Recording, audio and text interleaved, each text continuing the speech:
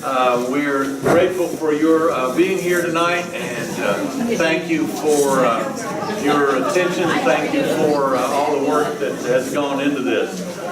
Our speaker tonight is Rabbi Margaret Frisch Klein, who is, since 2012, has been the rabbi at Congregation Knesset Israel.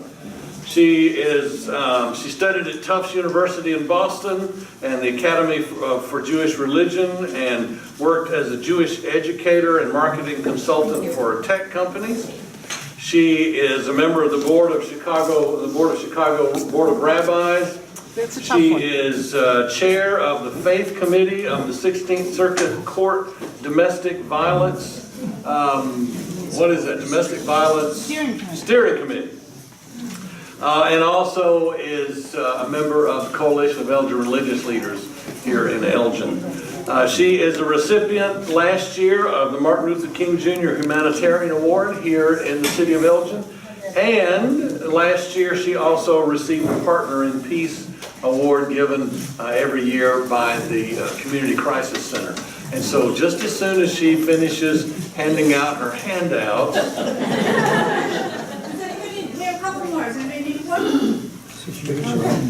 there's one there.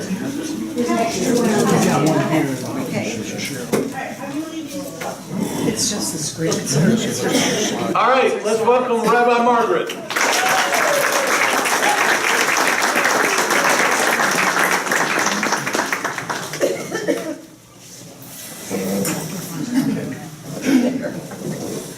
Lots of chords. I'm not nearly as tall as you, Paris. Klein, it means short in German. So this is a really important thing that your congregation is doing, and I want to start by saying that. When Pastor Lois first approached me, I thought the topic was going to be a little bit different, that it was going to be, what do you want us to know about your neighbor down the street? And so if we have those sort of general Jewish questions, I'm happy to stay and answer those. But then it morphed into this thing about rising anti-Semitism. And some of you heard a presentation last year at Congregation Knesset Israel in February about rising anti-Semitism. So it is unfortunately a real topic. And if you did sit through that presentation, I apologize. The information hasn't changed much in a year, except that it continues to grow. And that's sort of surprising. So I did do PowerPoints, because in my previous life I did PowerPoints. There used to be a rumor in rabbinical school that I was going to do all my sermons by PowerPoint. I understand that one of your presenters may do that, in fact. We'll talk later, Dick. So I do want to acknowledge that we have a number of people in the room, but my president is sitting back there, Dick Johnson, making sure I'm doing my job, I guess. So,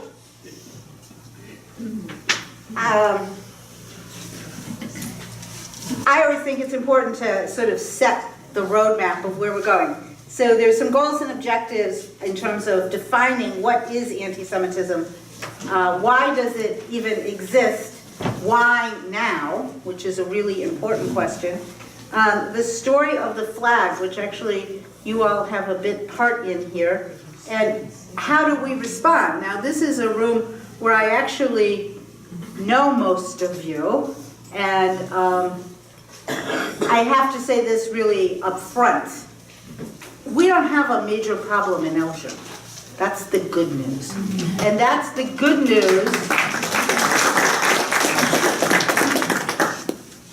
By the way, no rabbi actually likes to do this presentation, and we're all doing them. Okay? But we are very fortunate in this city because of the commitment of people like the mayor and the Human Relations Commission and the Elgin Police Department, who make sure that the Jewish community is safe. And that's a really important thing. And the churches. I would be, this is probably should talk about this later, and I sometimes get a little teary-eyed when I say this, but Jeff McKiska, Pastor Jeff McKiska from Holy Trinity, which is the church directly across the street from us, called me back last January, a full year ago, and said his board, whatever they call it over there, his board met and said, we're worried about our Jewish neighbors. What are we going to do? It was in the middle of that whole rash of bomb threats. What are we going to do if something happens to that building? Now the fire, there had been a fire in the building right next to ours, and Dick actually ran over in the middle of the night and opened our building at the request of the police department and the fire department, because this is what neighbors do, right? So we now have the code to Holy Trinity in case we have to evacuate our building for any reason. And because they thought, I didn't go to them, they thought that it would be a good idea that our kids not stand in the parking lot of the funeral home, which was our original plan.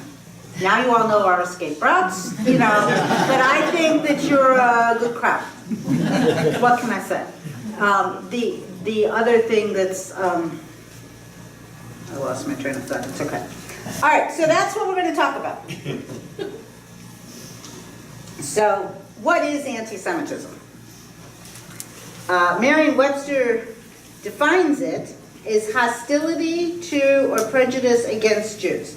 The word Semitism actually includes both Jews and Arabs, but traditionally here it is uniquely Jews, but it's important to know that it really is both. It was a term that was first used in 1879 by a German journalist, Wilhelm Mark, and it was specifically denoting the hatred of Jews. And but hatred of Jews predates the modern era.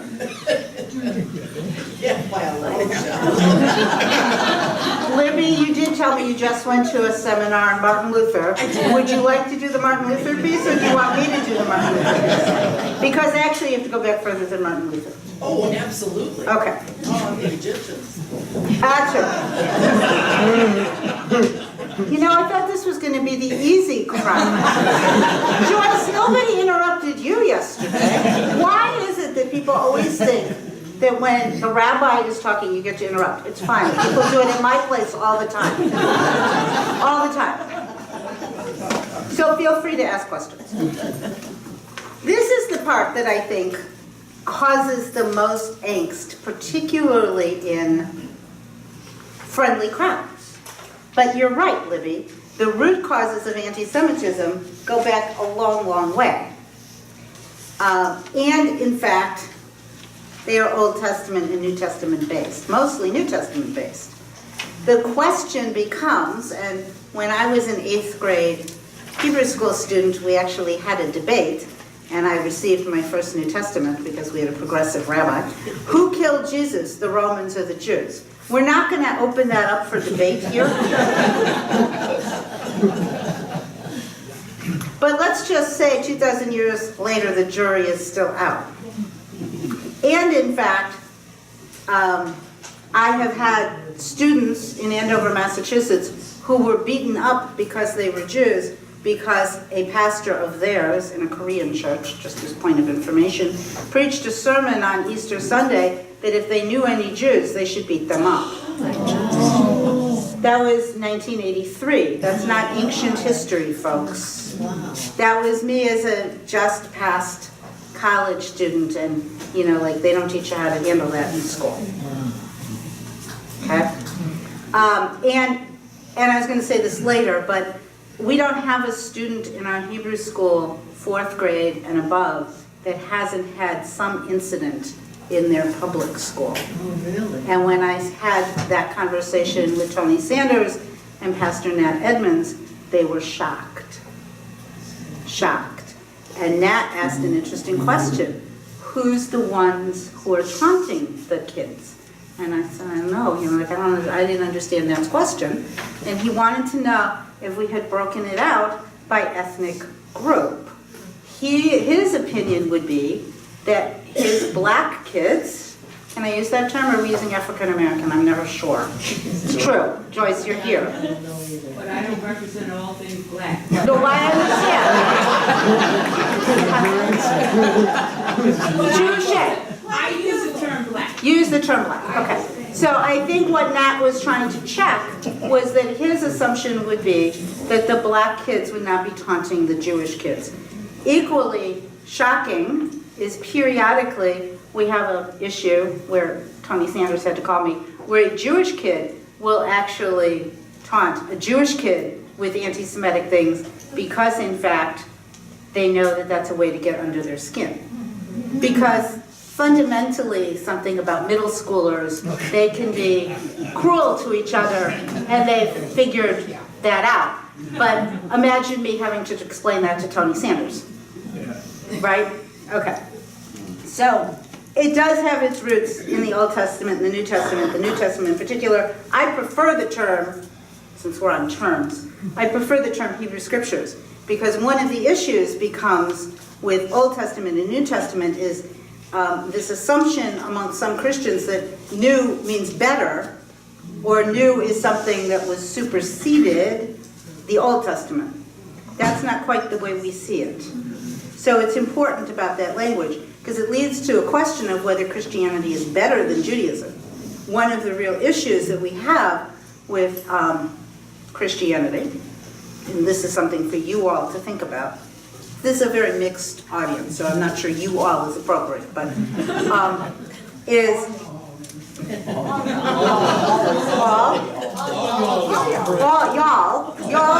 y'all need to think about this. Is if you use the term New Testament, does that imply that Christianity is better? And what do you do with verses, particularly in John? John is probably the most anti-Semitic of the Gospels. And yes, I have read all the Gospels.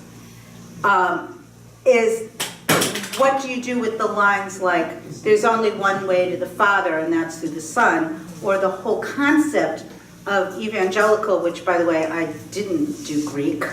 I did a lot of Hebrew, but I tried to do Greek at one point. But what does evangelical mean? It means somebody who spreads the good news.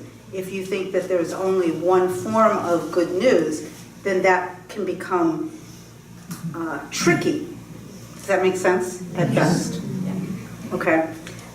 Things started to change with Vatican Council II, and the Catholic Church, who came out and said, no, really, the Jews didn't kill Jesus, and really, they started to own some of the real anti-Semitism and the roots of the anti-Semitism.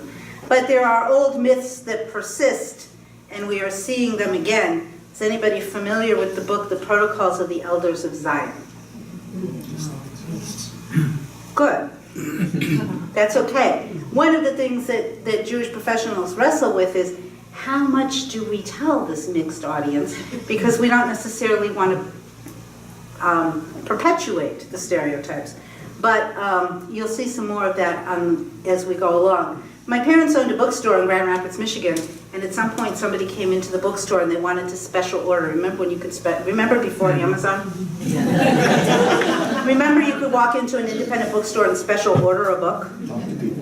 Okay, and talk to people? Yes. And you would get my father, and somebody wanted to order the Protocols of the Elders of Zion, and my father, who fully supports freedom of speech, did in fact order the book.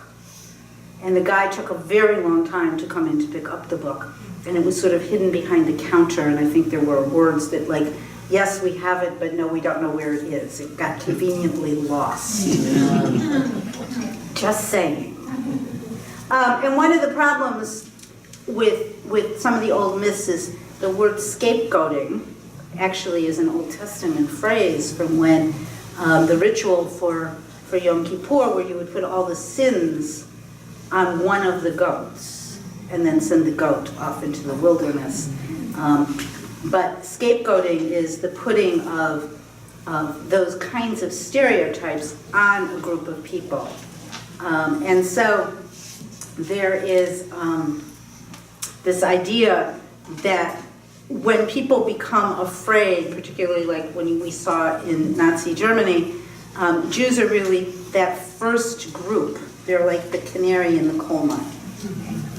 And we can talk a little bit more about that. So a newer slide that I added just for this. One of the things that we need to think about, and this was an article that just came out January 2nd, what was a Nazi church service like?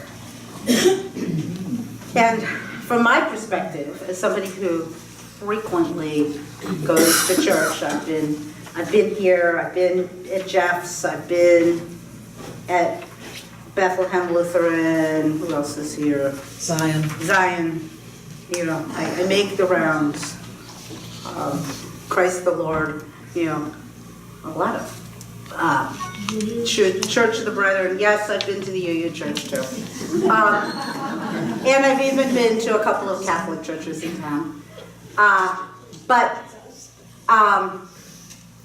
this article that just came out, and you have the URL, is not news to me, but it was rather frightening, because if you mirror what the article was trying to do without actually stating it, if you mirror what a Nazi church service was like, unfortunately it's like what some of our church services are becoming in this country. So although Hitler was not considered very pious, 97% of Germans who identified as Christians were convinced that he was. Okay? And I didn't write this article, by the way. I gave you all the sourcing on this. Most Protestant Christians at the time were ecstatic at the creation of the newly Nazified world, and they went to church. And when they went to church, they heard these messages about how awful the Jews were.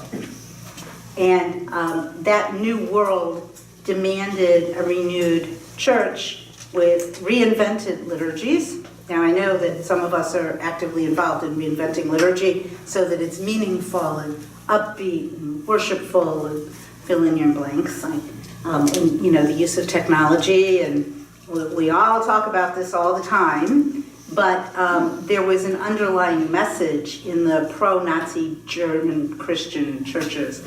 And some of that, and I've had discussions with some of your pastors about what it means, because we actually have flags in our sanctuary. We have an American flag and we have an Israeli flag, because back in the day, I think Jews were struggling to prove their allegiance to the flag. Joyce did a good job about talking about that phrase yesterday, right? But in some periods in this country, Jews were questioned about our allegiance to the United States. And so if you put a flag in your sanctuary, which is anathema to some people I know, then, you know, rah, rah, USA kind of thing, right? And then the state of Israel was born. And then people started questioning the allegiance to the United States again. So in our sanctuary, we actually have an American flag and an Israeli flag. But I know that many people are concerned about the use of flags in sanctuaries, and this is probably why. This idea that you're Christian and German. Now, I would maintain that I'm Jewish and American, and in that same 8th grade class where we debated who killed Jesus, we had this whole debate about whether we were Jewish Americans or American Jews, which modifies which. It's an interesting debate. But listen to this language. The cross of Christ and the swastika should not and may not oppose each other. They belong together. One must make us look to eternity and admonish us. Remember that you are a Christian. The other points us toward the present and admonish us. Remember that you are a German. Now on the surface, that doesn't sound bad until the German thing is then somehow twisted to, and we should kill anybody who isn't Aryan. Then it becomes chilling. Okay, so books of note. Jews are known as the people of the book. Do you know who gave that title to Jews? The Muslims. once upon a time we were friends. We can still be friends. So I brought books because that's what we do. The first time I actually taught a class that dealt with anti-Semitism was in Manchester, New Hampshire, where I was the ed director at Young. And I took a course, I know Sue Johnson also has taken this training, Facing History and Yourselves, which actually they continue to do a good job of tracking hate groups in the United States. We'll talk about that in a minute. So here's the first book. We recording? Oh, sorry. I wrote my undergraduate thesis on elder and younger brothers in conversation. And there's a fairly famous book written by, I believe she's a nun, Rosemary Radford Ruther, who wrote Faith and Fratricide. So if you really need all of the in-depth parts of the Christian roots of anti-Semitism. She's not a nun, she's married. Oh, okay. She's married to a Jew. She's a Methodist. Okay. The book is worth the read. Professor. What? She's your professor? She was my professor Okay. at Harvard. And then this is a fairly new one. This is Not in God's Name, Confronting Religious Violence. He makes the point that, I keep bumping him, huh? Okay. He's the former chief rabbi for Great Britain. And so I'll just let you pass them out, Paris. So I will walk across the board again. And then an organization that should always be mentioned in this context, and this is an older version of it, but it still works, Confronting Anti-Semitism, Myths and Facts, which is great for teenagers. So this is what you all started with, that anti-Semitism is on the rise. And hate groups in general are on the rise. My colleague, Junaid Afif, who maybe you have speaking, he's been speaking a lot, he lives in Elgin. He runs the state of Illinois' Targeted Violence Prevention Group, actually has used this slide as well. There are 917 documented hate groups in this country now. 32 in the state of Illinois. Now, sometimes people argue with Junaid and with the Southern Poverty Law Center. One of those groups is in Gurney. Whether they're actually a front for the KKK or not, I'm not gonna try to explicate that, but that is in fact one of the 32. Okay. The FBI statistics are from 2016, and it's important to note that they're from 2016, so they're mostly from before the election. There was, Southern Poverty Law Center actually put out a really good book on how public school teachers could talk about the election in an age of bullying. I know that Sue had a copy of it. I did for a while too. I'm not sure where my copy is. But in 2016, over 2015, hate crimes in general were up 6%. Now that doesn't sound like a lot, but it's a lot when you get to the individual. If you've experienced a hate crime, it's one too many. Yes. Of those hate crimes, in 2016, of the religious bias ones, 54.2% were anti-Jewish, which was up from 51%, so that's growing. The bulk of the rest of them are anti-Islamic or Muslim, and they were up from 22.2 to 24.8. The ADL tracks as well, and that's where you all got for the flyer the statistics that post-Charlottesville, it's the next slide actually, hate crimes against Jews are up 182%. It's important to do it for post-Charlottesville because at the beginning of last year you might remember that there was that whole rash of bomb threats against Jewish institutions. And I remember having a conversation with somebody, I don't think it was anybody in this room, and that I was actually holding my breath. Because there was something very strange about all of them. And I couldn't quite put my finger on it. But there didn't seem to be any real events, just this series of phoned-in bomb threats, which are, oh, it was you. You and I had this conversation. Peg is the administrator of Congregation Knesset Israel.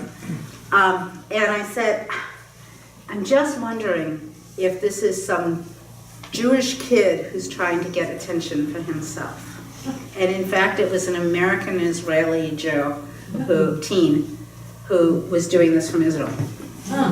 So you remember, it is so sad, I heard you say that, and not unlike the kid I had to explain to Tony Sanders locally, right?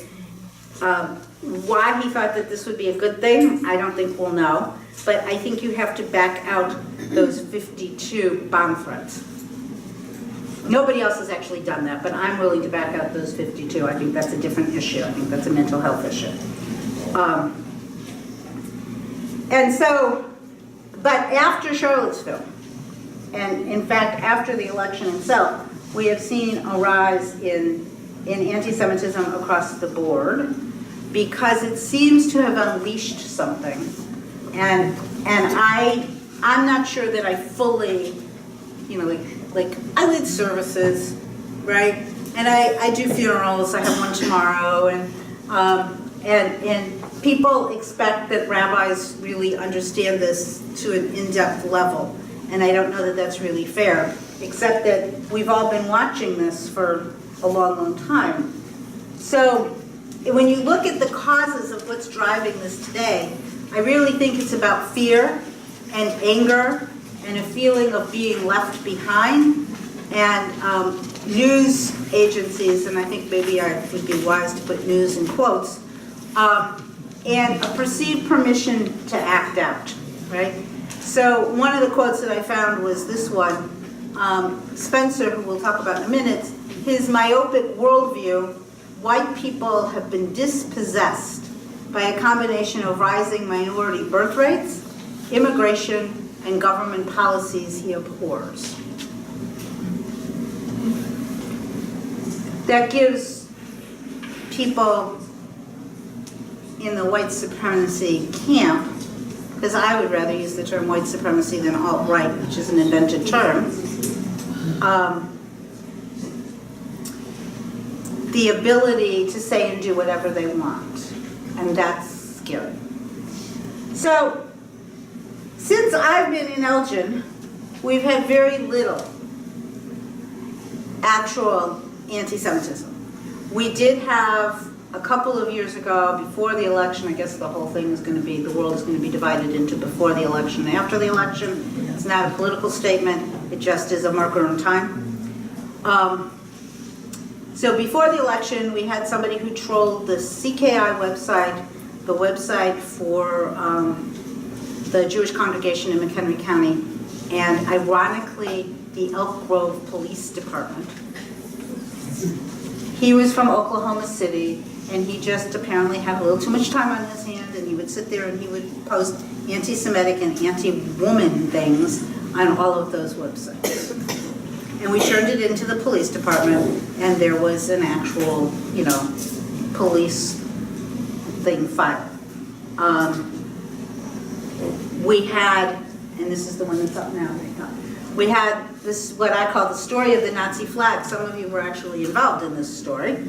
On 4th of July weekend before the election, at the Kane County Flea Market, there was a Nazi flag at a booth that their owner said, big, and it was really big. Somewhere I have a picture, but again, like how much do you want to show of this stuff? It is not illegal in this country to own a Nazi flag. In fact, if you do anything in theater or film, sometimes you need them. Like if you're staging cabaret. Dare you to try to stage cabaret without a Nazi flag. And you can buy them on Amazon. This is not a plug for Amazon. The Sound of Music. Sound of Music. Think about some literature, right? In Germany, where I worked as a consultant, You cannot own a Nazi flag. And when I was in Germany one year, it was the year that Germany was hosting the World Cup, and they were very concerned because that was the most patriotic fervor they had seen since the war. And they were all flying current German flags, and it was like being in Ann Arbor on a football Saturday times the whole country. It was fascinating. But there were articles almost every day in the English-German papers about whether that kind of football, literally, because that's what football's called there, soccer's called there, whether that kind of football fervor was a good thing or not. They don't have Girl Scouts in Germany because they're worried about what it means to have those kids dress up in uniform. I didn't know that. I had a Girl Scout troop in Israel. That's a different story for another time. So this big, I mean, you know, like the length of the table Nazi flag showed up at the Kane County Fairground. The purveyor explained that it was just war memorabilia. We got it taken down in about 6 hours, and that was a concerted effort of people at Zion Lutheran. Dave Dalbert wrote a wonderful, masterful letter. President St. Joseph, Ed Hunter, knew the owner of the fairgrounds, not the flea market. I think he was the most effective. Nat Edmonds had things to say. Church of the Brethren sat there holding my hand, and really important thing happened. Somebody brought me raspberry pie. I didn't even know I knew I liked raspberry pie that much. The police department of Elgin were made aware, and we marched. Our synagogue was marching in the parade. There wasn't a police officer along the parade route who didn't shake my hand and told me that they were aware. And our elected officials, including Anna Mueller and Mike Noland, who was our state senator at the time, and of course, therefore, Rich was instrumental. And so really, even on a holiday weekend when nobody really had to step up, that was a concerted effort, and it was taken down in about 6 hours. But you have to ask the question, it was the pastor at St. James in West Dundee, the Episcopal Church, who sat there with me while we were digging down through the websites to discover that while it might have been war memorabilia, he was definitely a white supremacist and not a fan of women at all. I mean, the things that were on his website were pretty reprehensible. And once that flag goes underground, what does that mean? I live in South Elgin, and Sarah made me drive by this, my daughter made me drive by this morning. I've been driving by this one for a while. Before the election, there were about 6 Confederate flags proudly flying in South Elgin. There are no Confederate flags flying today that I can point to, but I can now point to one on Raymond that's in a window. And again, there's no crime to hang a Confederate flag. Frequently, I think they have to do with gun rights, but you wonder what hatred is being taught in those homes. And I wonder about the one that was at the foot of my hill, where it was a Confederate flag until Halloween. For one day, it was an American flag, and the day after Halloween, it became a Trump flag. I think it still has to do with gun rights. Well, the states' rights too. State rights? Yeah. Yeah. So that's the story of the American flag. We have to define a little bit alt-right. So alt-right is a new word. They prefer it to white supremacy. They see diversity. This is a great view of diversity in the city of Elgin, right? We all seem to think that that's a good thing. People in the alt-right seem to think that it's a code word for white genocide. Again, it's that sense of somebody's getting left behind for reasons that I don't fully understand, but seems to be the case. So, what do they believe? They promote white identity or culture as separate and superior to non-whites, usually including Jews, rejecting mainstream conservatism, and much more nationalistic from other political movements. And not new, by the way, you know, facing history and ourselves is going around. And I remember sitting through one of the films that we used to teach in the early 1990s that clearly identified what they were teaching. It's just come out more to the surface. And then promoting the politics that embrace implicit or explicit racism and white supremacy. And so I gave you two of the kinds of signs that you actually see. The use of a star with Jude in the middle, the German for Jewish, like the stars that people were forced to wear in the Nazi era, and the prevailing ongoing stereotypes of things like, you know, the hook nose and the big teeth and the big ears. I guess we're no good. So one of those ongoing anti-Semitic conspiracies is that Jews control all the media. You've all heard that, right? You know, like we have all the media. Absolutely, right? Without a doubt. And therefore, we're telling you lies. We've all heard about, you know, the fake news in the media these days. I wrote it all, didn't you? I actually was a sports editor. I guess that makes me a journalist. But no, I don't actually own all the media, and I rarely write things for the media. What? Is the question? No? Okay. And of course, it's the Jews who are promoting anti-white policies, and it's all poison. So you see this one, again with the hook nose and the kippah, I guess I fit the stereotype, and, you know, the wearing of the Israeli flag, and on all the things that we force all of you to drink, gay marriage and reality TV. I didn't know I invented reality TV. I actually thought that might be the president. I'm not sure. Somebody forgot to tell him that, I guess. And then, you know, I wish this weren't so, but and I am not a cartoonist. I'm certainly not a media person anymore, but I'm not a cartoonist. This is a real cartoon that appeared. So there is anti-Semitism in politics. And so that guy does have on a hat that says Trump. And again, you see, you know, some of the stereotypes about pulling back the Zionist curtain. Zionist has become a code word. And Goldberg, you know, like, could it be any clearer?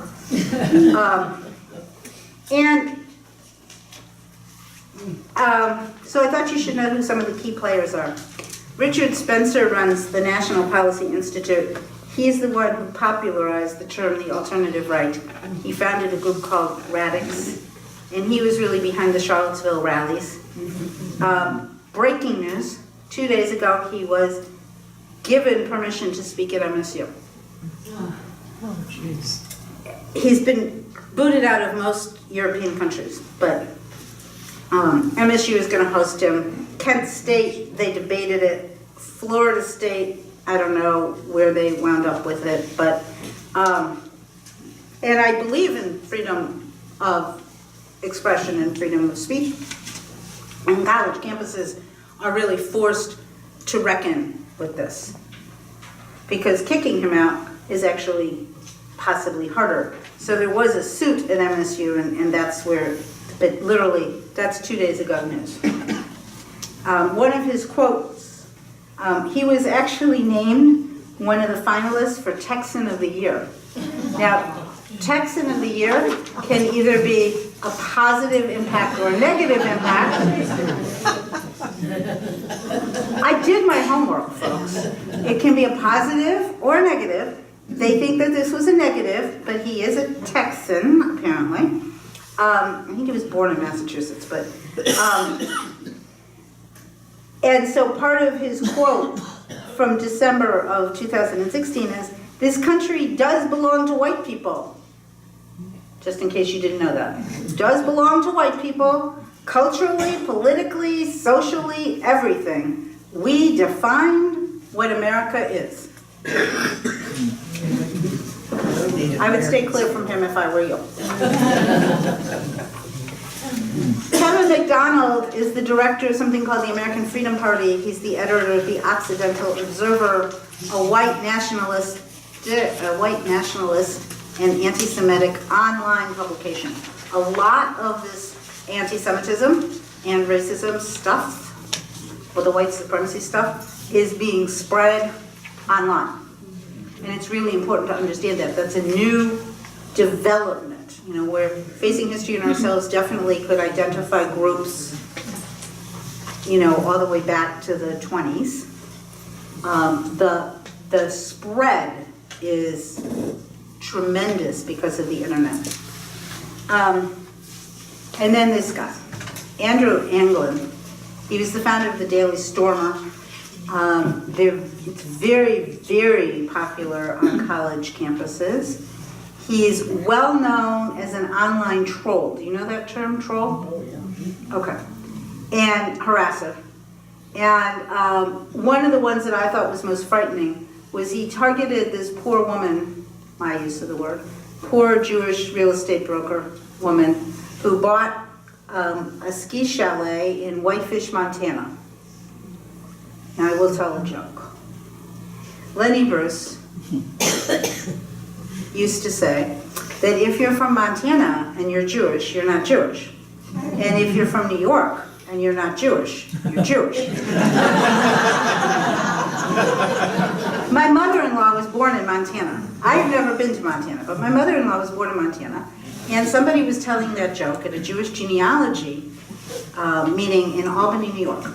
And my cousin-in-law said, "That's not funny. My aunt was born in Montana." And the woman sitting next to her said, "Really? My cousin was born in Montana." And they turned out to both be talking about my mother-in-law, Mary and Betty Clark.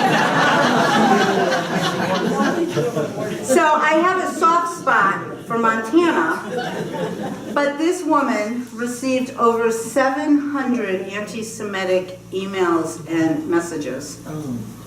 And basically was run out of this little town of Whitefish by this guy. Not alone, he wrapped everybody into it, okay?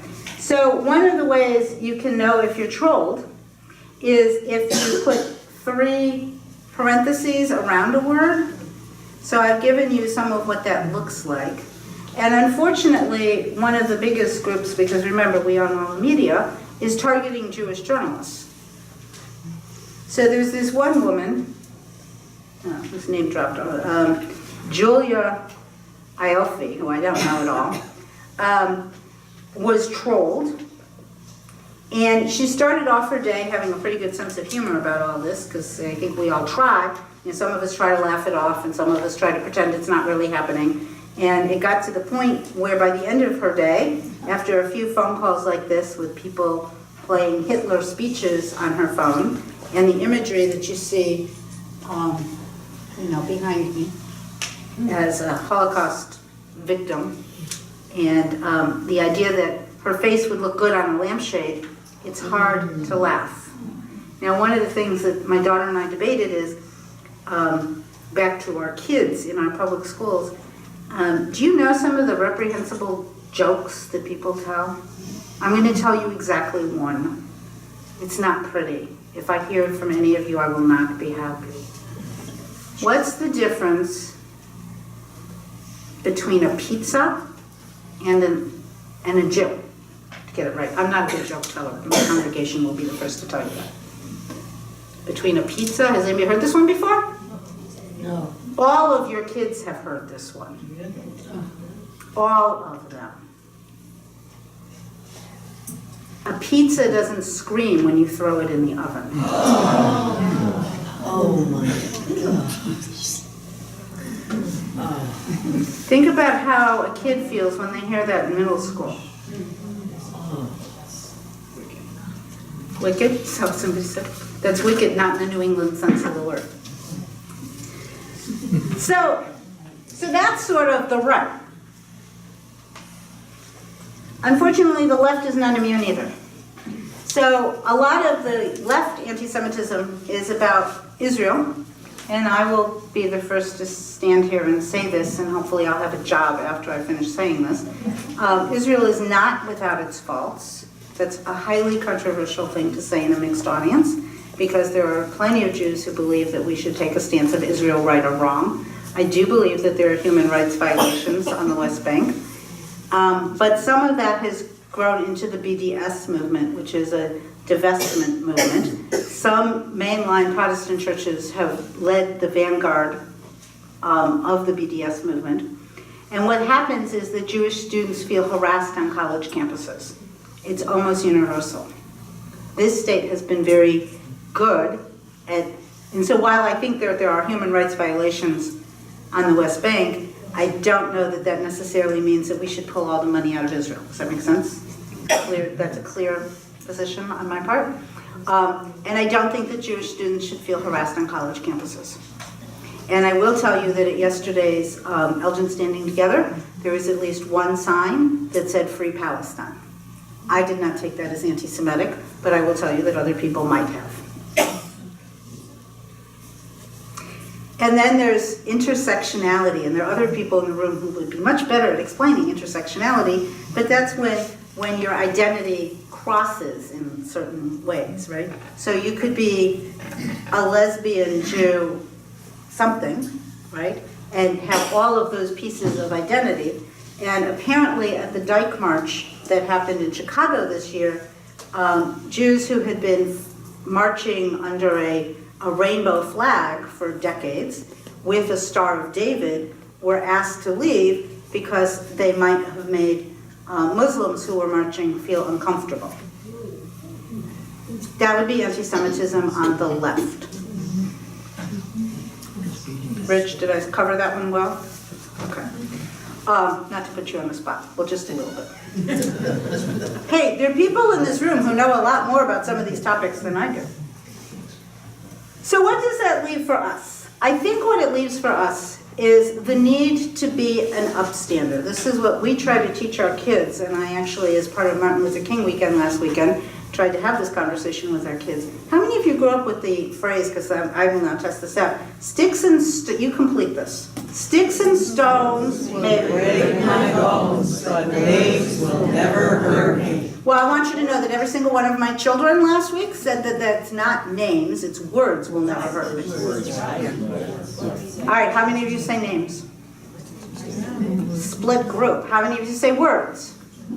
Doesn't really matter, the message is the same. But imagine me trying to argue this with the kids. So I said, all right, never mind. I don't really care whether it's words or names. I want to know what you do if somebody does that. You know, like what should your response be? And one of the little boys said, well, you punch them out. Now, I've been teaching for 30 years. I have never had a kid say that before. I will tell you that his father is a member of the Tea Party. I'm not quite sure what to say about that, but that's what he's teaching his kid, that it's okay to punch somebody out if you don't like what they say. That is not what I teach. I teach things like, if you see that happening to somebody else, speak up. That's being an upstander, right? It's a person who takes a stand against an act of injustice or intolerance and not just being a positive bystander, right? That's the way they teach it in the Not in Our Town series. It's ordinary people doing extraordinary things to create positive change in their communities. Starbucks is actually running that as a campaign. And there is this whole idea of righteous Gentiles in the Holocaust that Yad Vashem, the Holocaust Museum in Israel, has identified. People who hid, like Anne Frank, or The Hiding Place. Anybody read the book, The Hiding Place? Okay. Those would be examples of righteous Gentiles. As of 2016, they have identified 26,000. That's a lot of righteous Gentiles. That's like all of you would be righteous Gentiles, I would imagine. Except those of you who are Jewish, I know. So there are protocols for handling vandalism or violence. So the first thing you have to do, and I hate to have to go through this, but I think this is what you really wanted, was make sure everyone is safe. Makes sense. We're going to Holy Trinity. Notify the rabbi, and I'll notify the synagogue president and the executive vice president. We will call the police if necessary. We will notify the ADL and the Southern Poverty Law Center, and we'll notify the Coalition of Elgin Religious Leaders. And we know here in Elgin that we pretty much are safe, and so hopefully we won't actually have to use that protocol, but that is the protocol. And then we will organize a response that makes sense. I have worked in the synagogue that needed to clean up graffiti at one point. That then led to a rededication of the space to make it holy again. There is this tension of avoiding too much publicity, because if you give it too much publicity, you can have copycats. So sometimes we don't tell you all the things that are going on, and sometimes we don't always tell our members, like we didn't tell them about the anti-Semitic website hit, because we don't like to raise people's fears unnecessarily. And then it's important that we all stand together, and we know that we can count on that here. So I told you that one really awful anti-Semitic joke. What do you do if you hear an anti-Semitic joke at school or at work? Either as a Jew or as an ally. What would you do? This is the audience participation part. Stand up. All right, so Gail says you stand up. How do you do that, Gail? You discredit it. You voice your opinion. You tell them that they're wrong. You start talking, and you do not stop talking until you try and change that person's way of thinking. Could I go on? You could, but Jeanette? I feel like what would Jesus do? You know, as far as how kind and embracing he was, he wouldn't be saying something like that. Gil? I said, dude, that's not funny. I mean, they're trying to make a joke. Right. I mean, they're not trying to give me a lecture on history or some, didactic type of. Shockingly, particularly at the kid level, they don't even know what they're saying. Right. Yeah, no, that's true. Sometimes they're just trying to get a rise out of it. I'm offended by that. I'm offended by that? I say it's not funny, and I'm offended. Okay.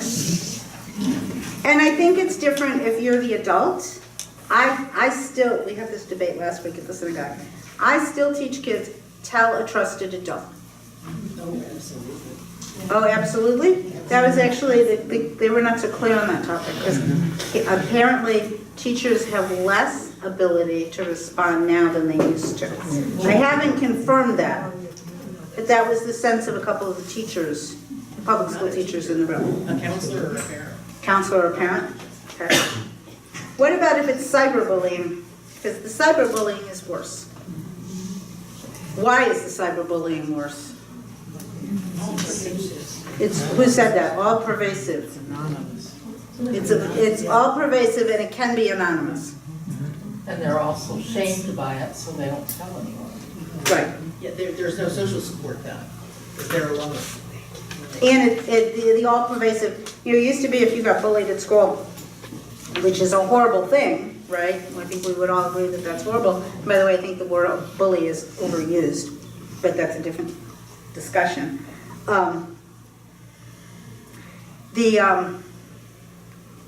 You would go home, and then you would be in a safe environment. But with cyberbullying, it goes on all night. It doesn't quit. What about workplace discrimination? It happens. Ask all, who said that? Jane. Look at their paychecks. That was yesterday's deal. We're on anti-Semitism today. I can try to stay focused, although I have my own stories about that. Workplace discrimination involves, like, my husband was working for UPS and he was a Teamster. Thank God for the Teamsters, because he was getting teased, I think I'll use that word, because he was Jewish at work. Somebody thought he was too slow. others might agree, but that's a different story too. That he wasn't moving packages fast enough at UPS. There's a time constraint on some of that. And the Teamsters really rose to the occasion and protected his job. But again, it's about telling that trusted adult. If we wanted to go down the Me Too thing, I would encourage everybody to go to the Long Red Line, 1 Billion Rising on February 14th. Those stories are important too. And I once filed a sexual harassment case, and I was laughed at. And the guy remained my boss. That was not in a rabbinic job, that was in my other job. So when you tell the trusted person, where does it go from there? Well, that's always an interesting question. HR should be able to handle it, but sometimes the offender could be in the HR department, and that's a whole nother issue, and then you know what happens? They call the rabbi. We know everything. Just ask my ed director, that's what she tells the kids all the time, and then they went to the rabbi, because the rabbi, he knows everything, because that's how every Jewish story goes. He knows everything. All right, so there are some guidelines from the Anti-Defamation League for kids. Think before you respond. That's true for adults as well. Count to 10 if you need to calm down. If somebody's just told you that pizza joke, you may actually have to calm down.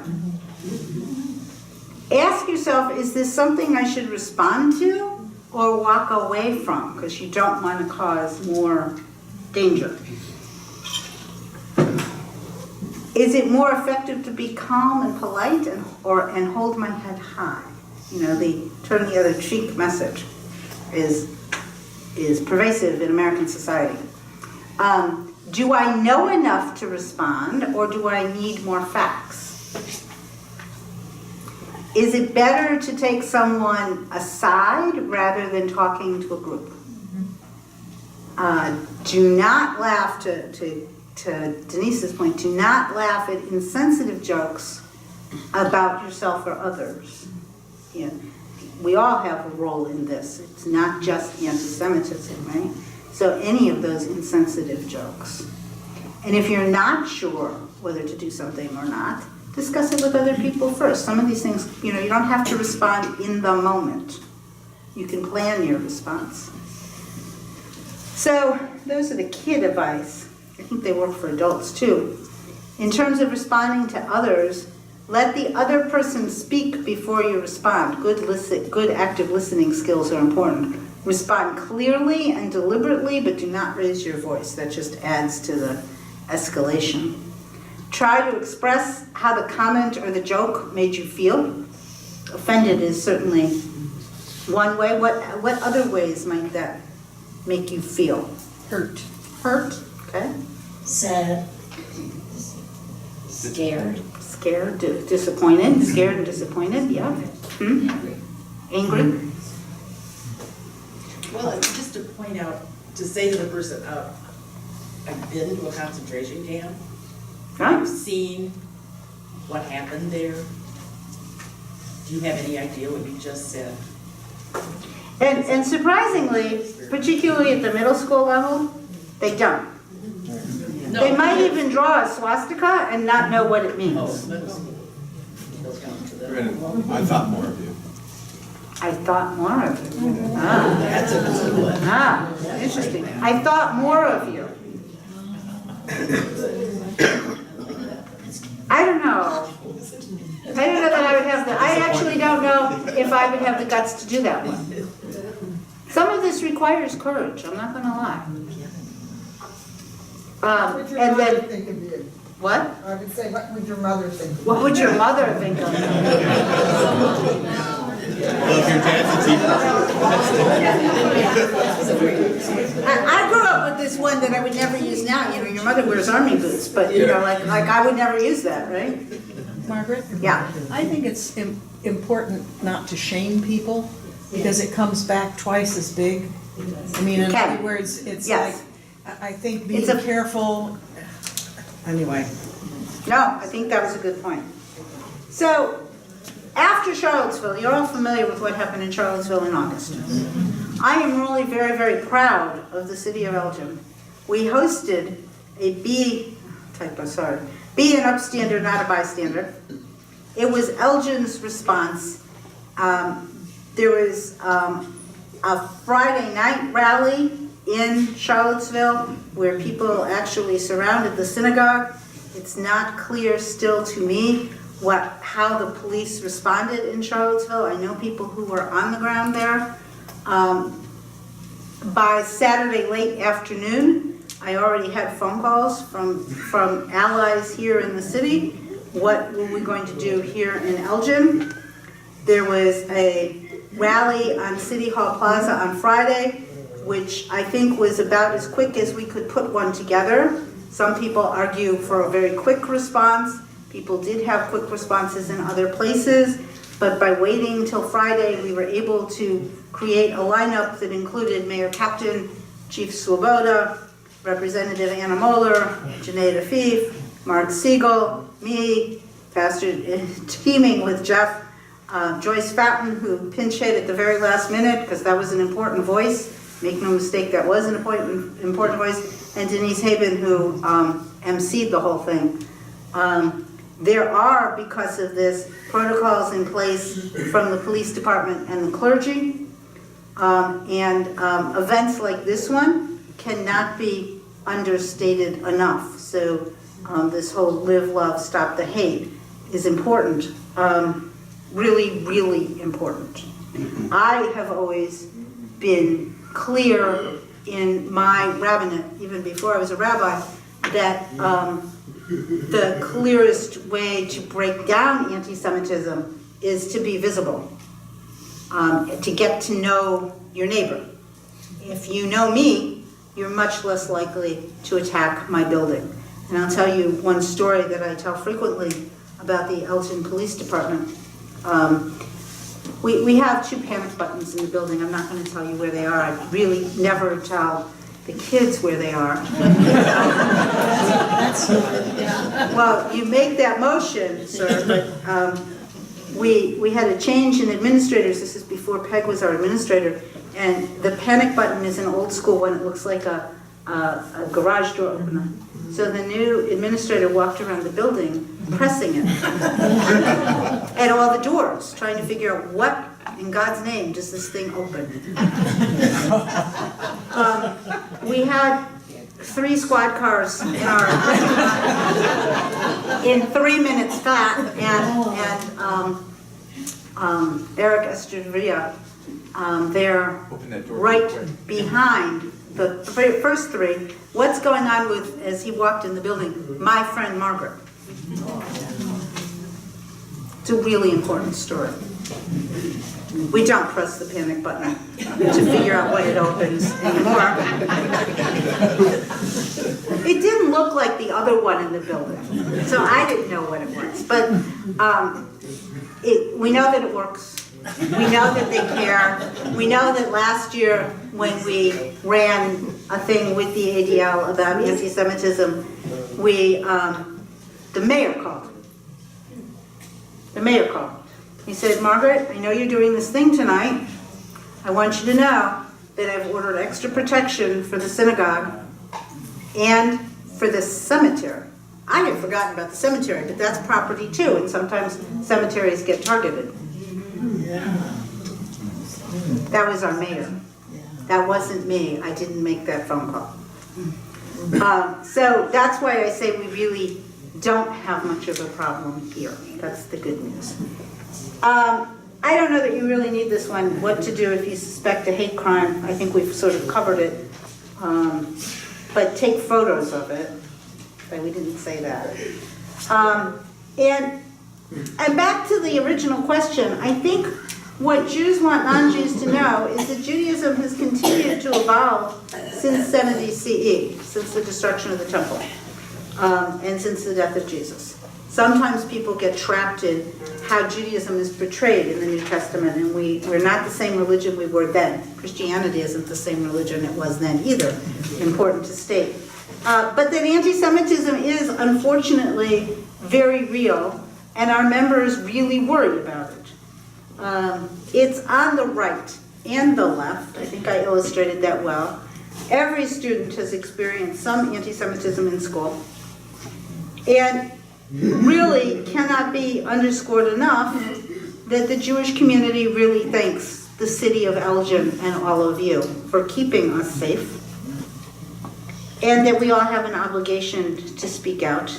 And that this really illustrates the love your neighbor as yourself.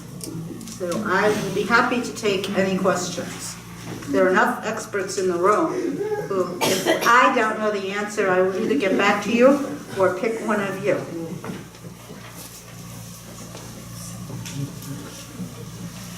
I couldn't. Sure. What's the ADL stand for? Oh, Anti-Defamation League, I'm sorry. Anti-Defamation League. George. I have a question on the, about on college campuses, BDS, what does BDS stand for? Anti-Semitism regarding Israel, or how- Yeah, you know, I can't remember the B. The D is divestment. Who remember, does anybody know the term for sure? And the S is for sanctions. For sanctions. So it's the whole idea that we should divest from Israel. Right. I just don't know what Boycott. the actual- Boycott, good, thank you. Boycott, divest, and sanction. Right. How diverse is the Jewish community? in terms- How diverse is, Yes, do you have Black Jewish people? Yes. yes. So, do you have a Yes, percentage? so it's percentage. All right, so Elgin actually is unique in that regard, and we have 4 planks to our vision statement, one of which is embrace diversity. And the people who wrote that are not always sure what that means, but I take it to be as wide a diversity as possible. So it means the range of religious observance and diversity within Judaism. There are 4 main streams of Judaism in the United States. It means we have a range of, we have people who were born in 17 foreign countries at Congregation Knesset Israel, which is not a typical footprint. So we have people who were born working from Asia this way, in Japan, in China, in Mongolia. Who do we have from India? There's some Jews. In our congregation. Okay. In South America, we have Argentina and Chile, Mexico, Puerto Rico, El Salvador, Canada. That's, I realize that's not in South America.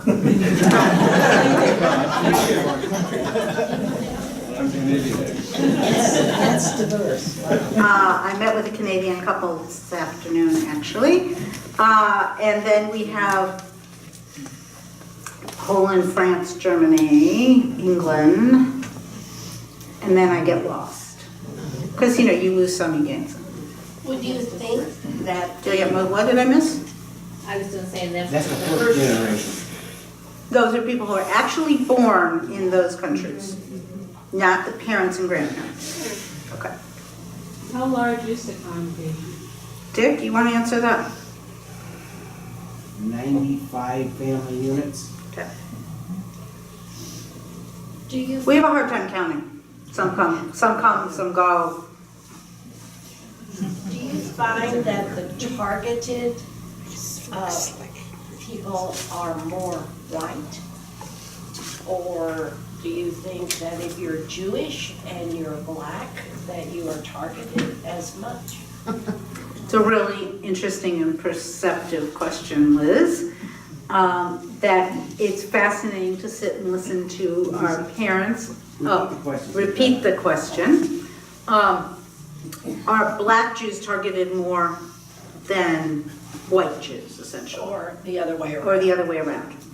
And I'm not sure, but it's a fascinating discussion to listen to parents of biracial children that are in Hebrew school talk about whether they are less safe because they are black or less safe because they are Jewish. For in their minds, the jury's out. In the black parent's mind, it's because they're black. And I can say that without a shadow of doubt because I heard the conversation again today. That was a conversation that actually happened in the social hall today. Other questions? We once had I once lived in Skokie, and I witnessed it. It was next door to the church, and we had the church packed with FBI people with guns. Because there was a lot next to the library, and there was a statue of, there was a group from a concentration camp, and the grandparents and grandchildren were grouped together in this big statue being dedicated. Well, in And Skokie, they were you trying had, to interfere with the dedication. I lived in Evanston for a while as a child. I left in 5th grade, 6th grade I had in Grand Rapids, Michigan. But Skokie had that big potential Ku Klux Klan rally aimed particularly at Skokie because of the large number of Holocaust survivors. There are still in Metro Chicago 6,000 Holocaust survivors, which shocks me because we lose them every day at this point, right? Those stories are important to hold on to because there are still people who say the Holocaust never happened. Well, my children would visit other children's homes. I remember one child came home with, I saw his grandmother had these numbers on his arm. And we're going to have less early feeling of right.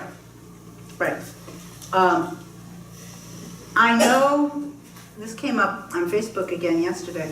I know that in South Elgin, one of our members tells the story about how the quarry did not allow blacks or Jews to swim. I don't think that those were the terms that were used.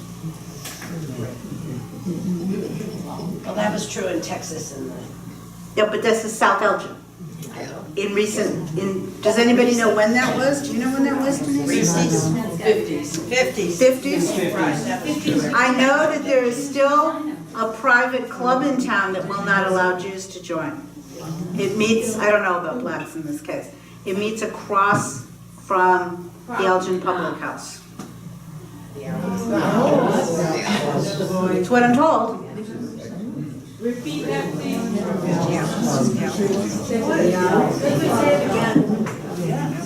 I can't verify this one. This is just what I've been told by more than one source. I'm always careful to verify facts, right? And particularly in this era. It wasn't a question, it was a statement that there is a dining club that meets across from the Elgin Public House, named the Owl, that's what I've been told, that does not allow Jews. I do not know about blacks in that case. That has not been told to me.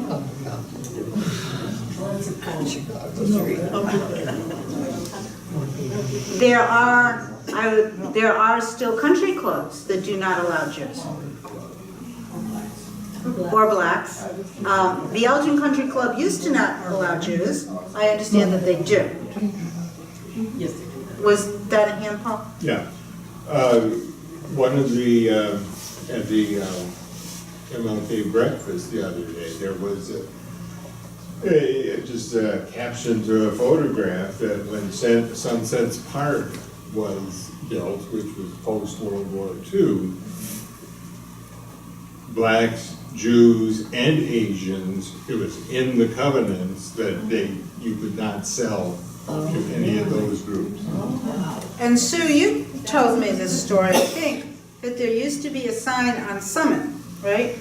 For either the Klan or the John Birch Society. No? That was not you? Oh, yeah. John Birch Society is alive and well. Well, the John Birch Society, I have my own Evanston story about the John Birch Society. That one I can confirm. On 58. On 58? Yes. Was it Summit? Yes. It was, for which organization? John Birch. John Birch. Yes. So when we lived in Evanston, and I didn't go to services when I was a kid when we lived in Evanston. I went to political rallies. A lot peace rallies, a lot civil rights rallies. And my mother ran for park commissioner in Evanston because at some point when I was little, but I remember these stories, folks. These are real stories. My mother wanted to know why the swings were not up in the park. And she was told by the current park commissioners then that those people, meaning blacks, might sit on them. That was 1966. So my mother ran for park commissioner, she didn't win. We did have balloons for a long time that said Frisch, I used them for a high school election of something or other. But that park commission was a hotbed for the John Birch Society, and she had a knife pulled on her at one point. So, 1965, that was 1966, but, in 1966, we were looking for a house in Elgin. okay. And we were told that no blacks were allowed to buy a house north of Summit Street. Betty and Floyd Brown had a home just south of Summit Street. And we were told to stay away from that area. But then but we could go north of that because no blacks were around, 1966. Wow. Even for somebody of the stature of Floyd Brown. It's real, folks. I would like to tell you that it's not. But unfortunately, the message is, it's real. So if there aren't any other questions, there might be a little bit more dessert, I don't know. How do you want to end this? Oh, Joyce.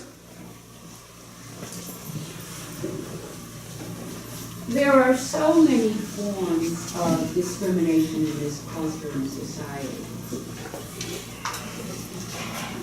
And what we are finding is that very often, and I know this, many of you may have heard of the Dow test by the Drs. Clark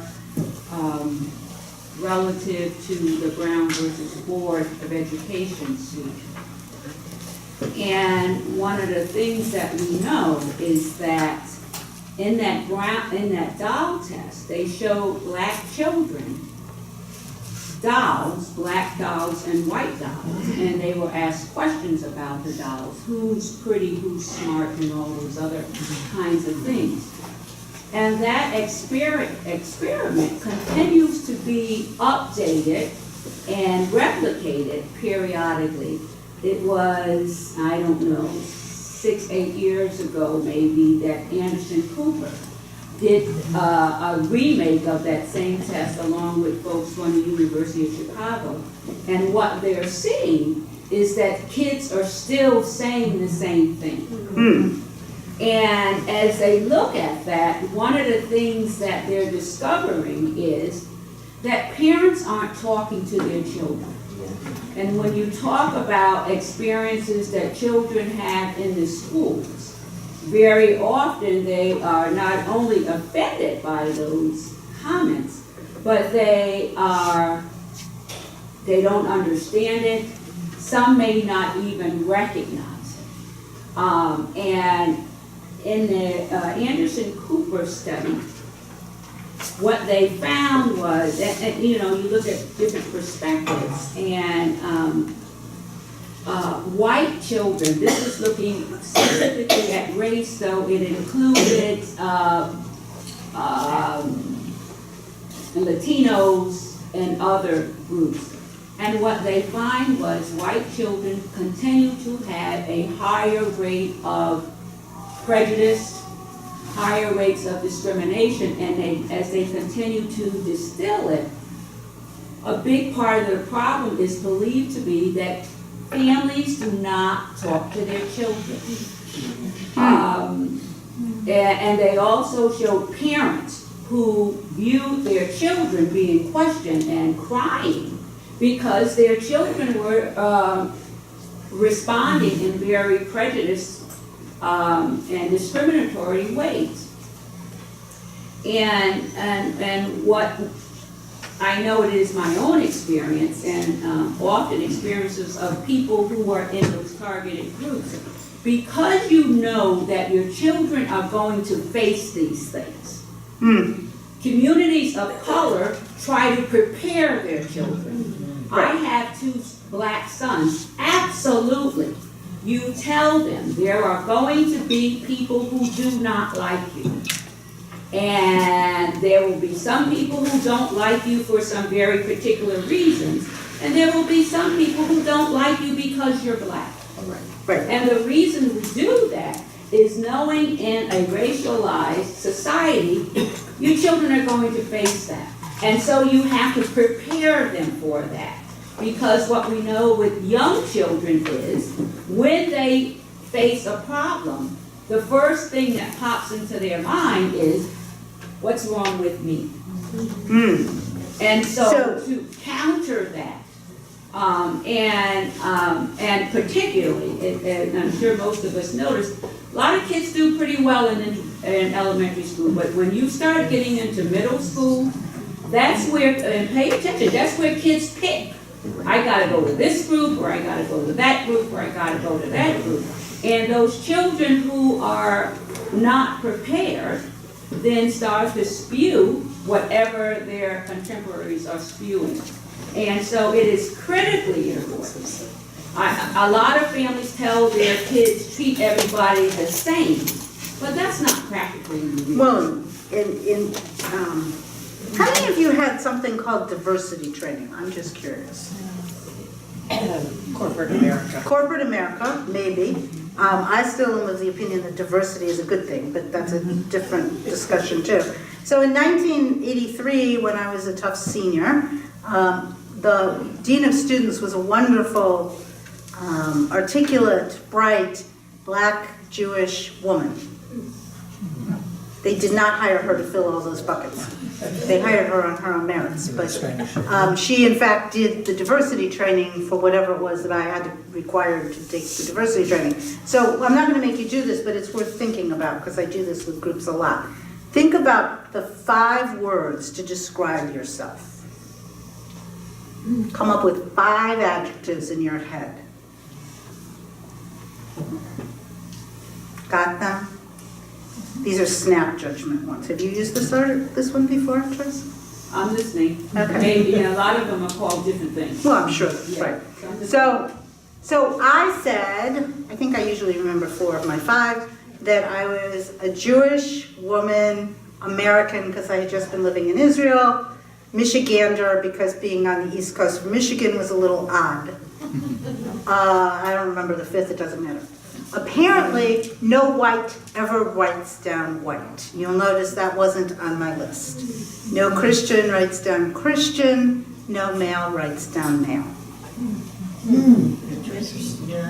Fascinating. Any men have male in their list? Okay, well maybe it's working these days. Any white have down white in their heads? But Mike, you're such a sensitive guy.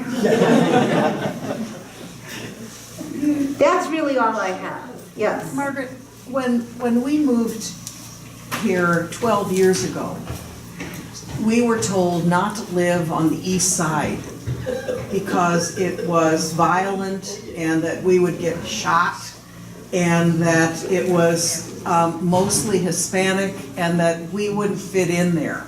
That's where we bought a house, so we didn't listen. But I think that there's... I've had similar experiences with an interesting bunch of them. I think, and these were not realtors, these were just kind of regular people. So I think there's a lot of this out and about and around, and I don't know how you get at it, but to me...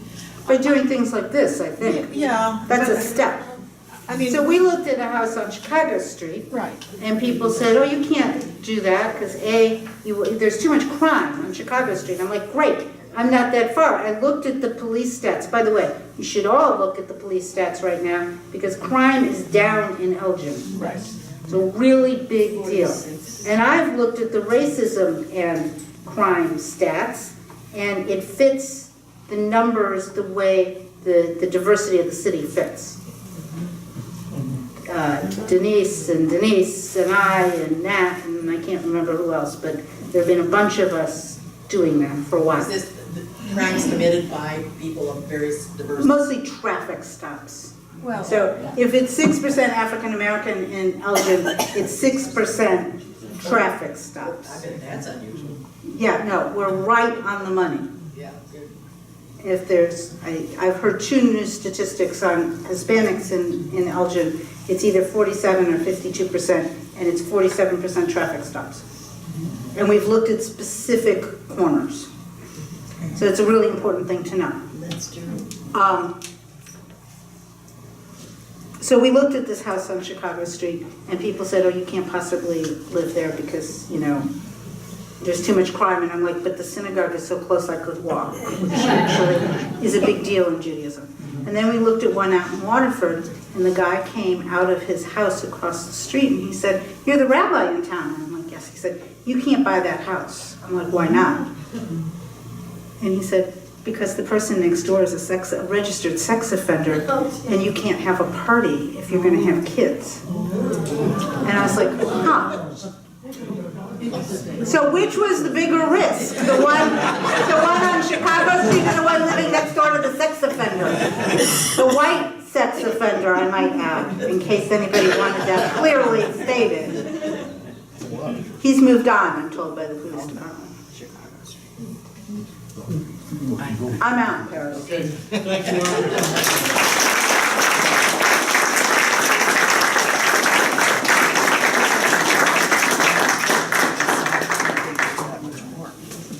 For the record, Penny and I live in the northeast neighborhood, and we love it, so. You know, as I was listening to you, Margaret, and with all these statistics, and I know it just seems to me that an awful lot of this stuff was kind of like when I was growing up in the South. You know, we don't talk about unpleasantries. My mother told me never to talk about religion or politics. Religion and politics, right, It's a yeah. little problem as a rabbi. So well, as a Christian preacher She's too. rolling over in her grave, but it's okay. But, it's, you know, my sense is that this stuff has been there all along, but now it's out in the open. People feel more freedom to talk about it, to express these kinds of views where it used to be frowned upon. Now it's okay to be a racist. Now it's okay to be anti-Semitic and all these sorts of things. And I couldn't help but think about one of my favorite quotes from the late Carlisle Marney, who said that one of the great adventures in life is figuring out what are the nouns of life and what are the adjectives. He said the nouns are words like person, human being, child of God. The adjectives are things like Jewish, Christian, black, white, gay, straight, tall, short, fat, skinny, east side, north, west side, all of those sorts of things. Well, you noticed I didn't mention that one. You did. Yeah. You did. Well, of course. Must be a lapse in memory. Anyway, those are very important words, but they are not ultimate. And what disturbs me is that we're living in a time where we have taken those adjectives and elevated them to the position of nouns. And I think that's an awful lot of what we're dealing with now. You know, we can't think of people as people. We have to think of them as the group they represent. And that's a dangerous trend. And if it's ever going to change, folks like us are going to have to change it. Next week, I meant to grab the, because I always forget her name. Lark Coward. The subject matter will be, you mentioned bullying. She will be talking about anti-bullying, particularly online bullying. So please come back next week, bring your friends and neighbors. Let's pack the place out again. So thank you again, Margaret. Thank you to all those that put together. We'll see you next week.